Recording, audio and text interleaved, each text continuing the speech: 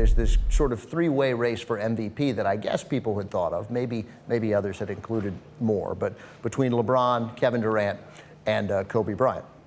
I would make the case now, after looking at it, for Chris Paul.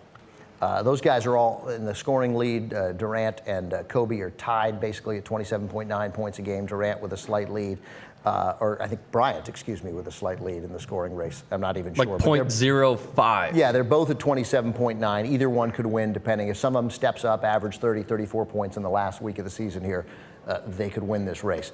But Chris Paul last night in that game had 33 points, 13 assists, 8 steals, 4 rebounds, turned the ball over twice.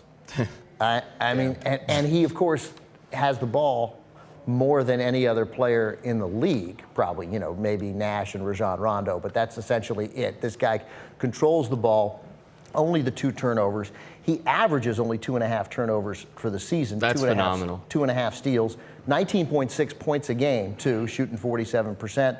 You know, everybody else has numbers that back them up. Durant's hurt a little bit by the 3.8 turnovers a game, only 3.5 assists.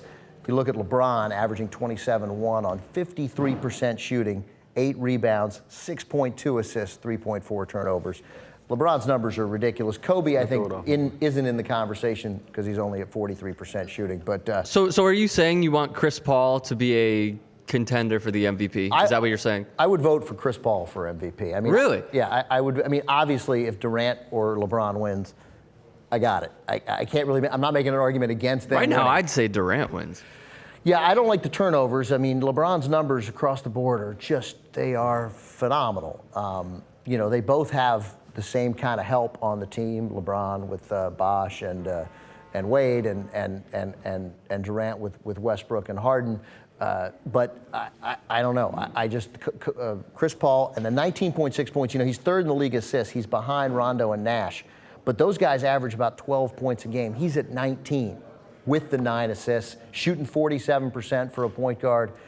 I don't know, that guy. And obviously we see exactly, depending on what you mean by MVP, what happens when you add Chris Paul to not just a joke team, a joke franchise, a joke history. With a joke owner. And with a joke owner who's still a joke owner, which is why I have a tough time rooting for them now. And he transforms the whole culture of the team, completely changes the culture of the team. And a joke coach.